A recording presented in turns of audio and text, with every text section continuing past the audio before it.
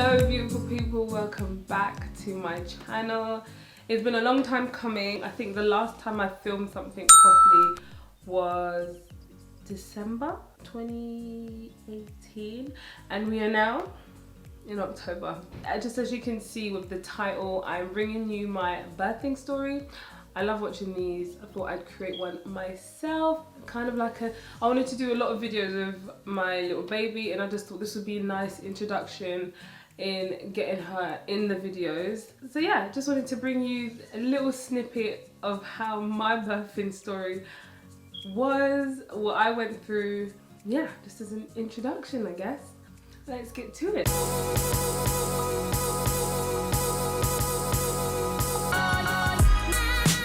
So first and foremost, I think where I want to start off is just the actual pregnancy itself. So this is my third pregnancy. The last time I was pregnant was 5 years ago, and my pregnancies have been smooth sailing. Like, they've been fantastic. Didn't even know I was pregnant when I was pregnant. The whole 9 months. Like, that's how good they were. So I think with the third one, I kind of, obviously you don't know what to expect again, but I didn't realise that it was going to be as hard as it was. So my other two pregnancies, I was not working.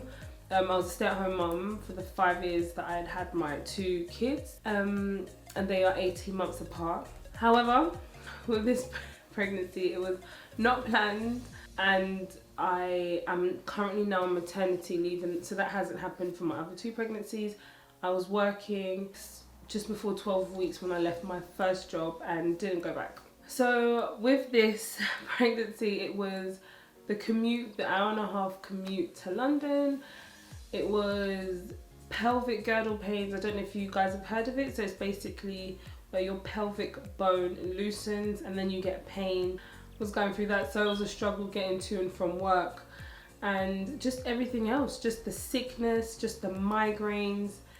It was definitely interesting, and it was really the most testing pregnancy. I think most of the times I found myself really scared in the pregnancy.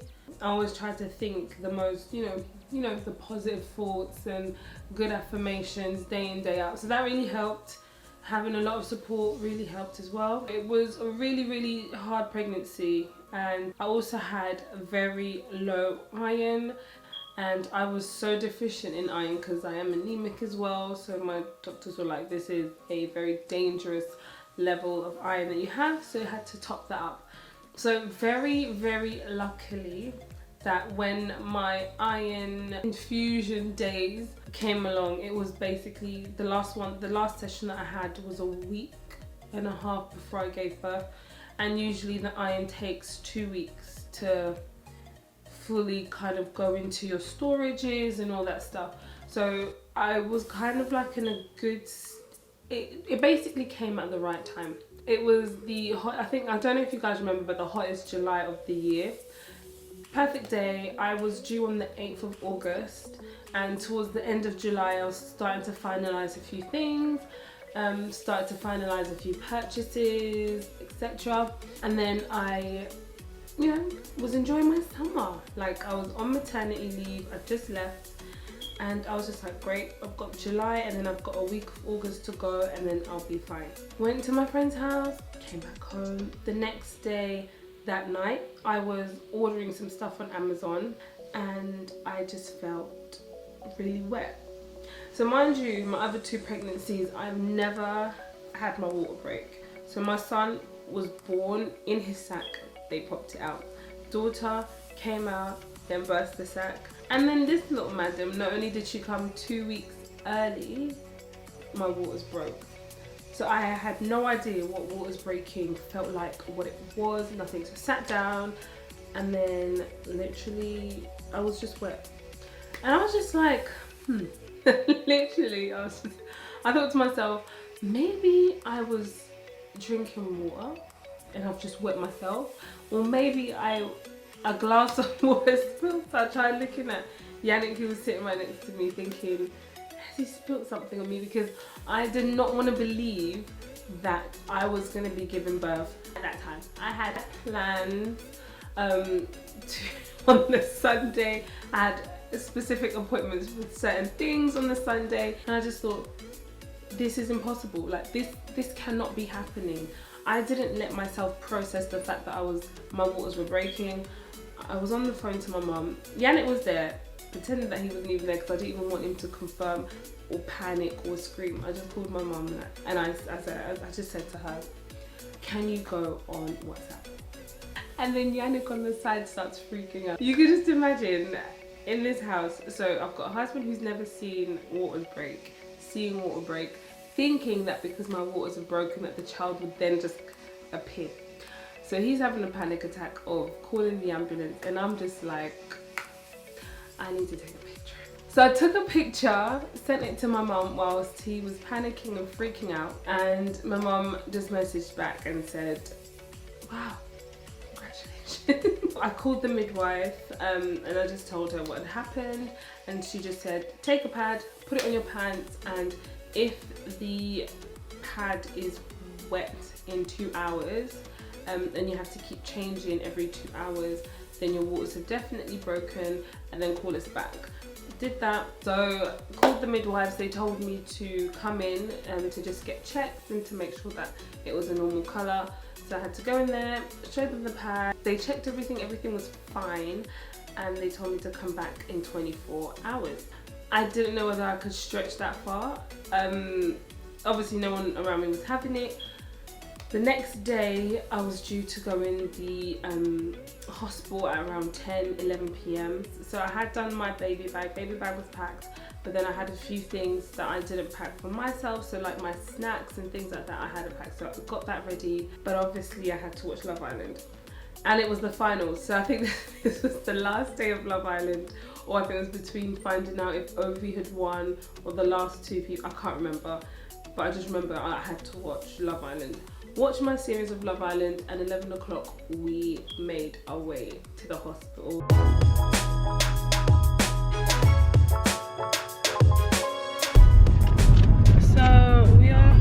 So we are now en route to the hospital because it has been 24 hours. Well, just about nearly 24 hours since my waters have broke. I don't feel a thing. I just feel like an ordinary day. Except for the fact that the waters are broken. So we are now, what is it? I think it's 11:17. Making our way to the hospital, and then we will see what will happen when we get to the hospital.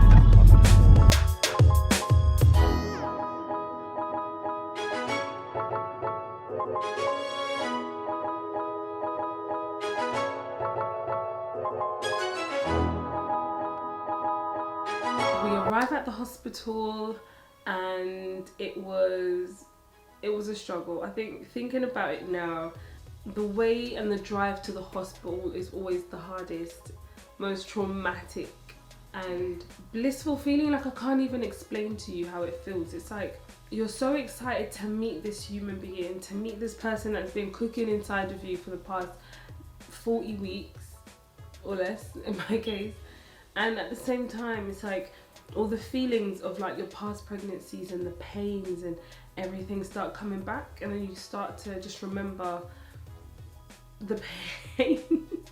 And then not only do you remember the pain, it's kind of like you start feeling the pain, but at this point I don't remember being in that much pain. And I think that's what was scary, because I was expecting that by 24 hours, like the next day, I would start to have contractions and things like that, but I didn't have the strong contractions that I was aware of that I usually have. So it was just a case of, it was just literally a waiting game. And I think that's where your mind really goes crazy, because you think, what kind of pain release am I going to use? What's my birthing story going to be, and everything like that.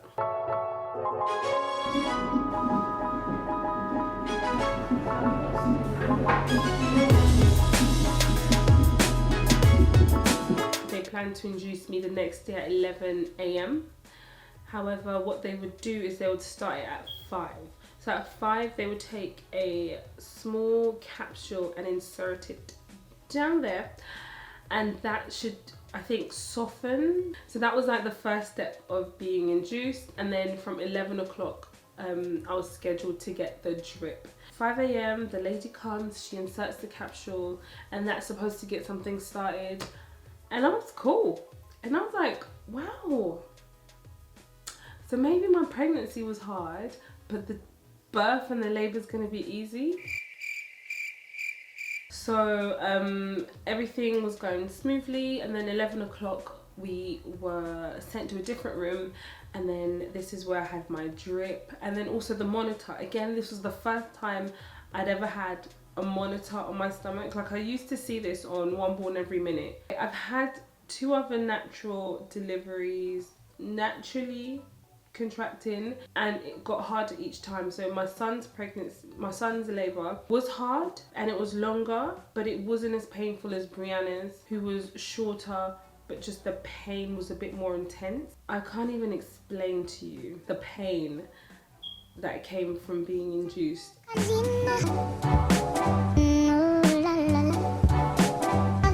I was adamant that I wouldn't get any pain relief, and I was just like, I'm gonna ride it through this pain. So literally it was about 5 hours of just riding it through excruciating pain. They kept upping the dose of the hormones, and towards the end I literally felt like I was gonna die because the pain became too much. And I thought to myself, I didn't just waste 5 hours of not getting any pain relief to just like start getting pain relief 10 hours later. I started to get that urge as though I wanted to push, and I had no instructions. Like, they were just very chilled and very calm, and they just said, do what comes naturally. So obviously started the pushing, and then this ridiculous pain just kicked in, and then I just physically couldn't take it anymore. So meanwhile, another thing I forgot to mention is, so every time I'd contract, the heartbeat would drop, and they were just like, oh, we can't feel the heartbeat. And obviously because I was moving and I just wasn't in one place, the monitor was coming off and they couldn't sense the heartbeat. So what they had to do was they had to tape. This pin is attached to this wire that's then attached to just the machine that lets you monitor the heartbeat. And go down inside me. I just didn't need no one touching me. At this point, I don't want anything to touch me. I just need this kid out. I don't want nothing to go in. I just need things to come out. Unfortunately, she had to rummage around and do her thing. All the pain came. They had to also check if I was, like, you know, how far, the dilation, all that stuff. And then it got to that point where I had to just push. No, feel more. If that's still there, give a little push.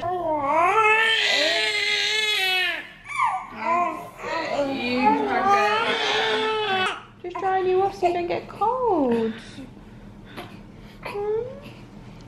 I do remember when I push and you can feel everything, but this time when she came out, there wasn't so much of a release feeling. Don't get me wrong, there was, but at the same time there was a lot of pain left behind.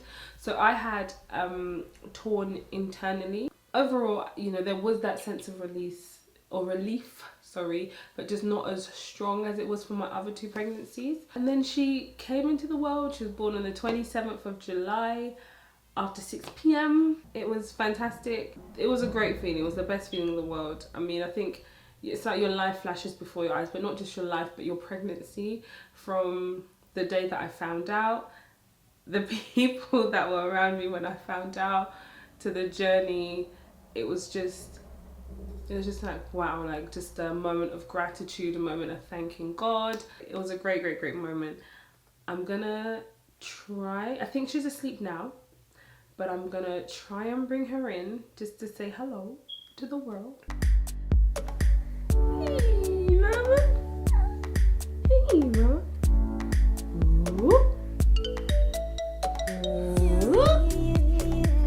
So, a little madam, her name is Eden Rose, and she was born, it was around 3.3 kg.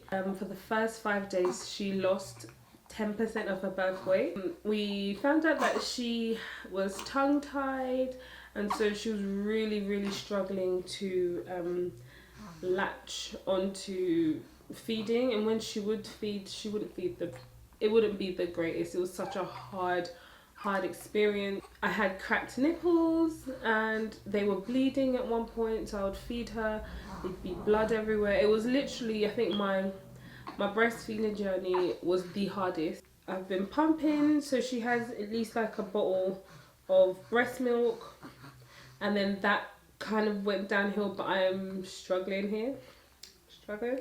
I was adamant to breastfeed her so she lost the weight because there wasn't enough milk being produced by her latch only, so that's where the pump came in useful. So that was literally a lifesaver.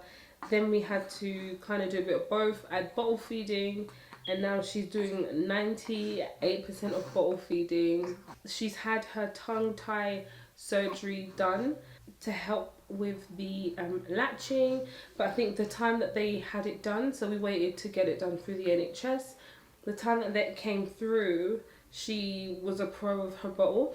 So even if I express milk, obviously if you express it's in the bottle, and she just prefers the bottle now.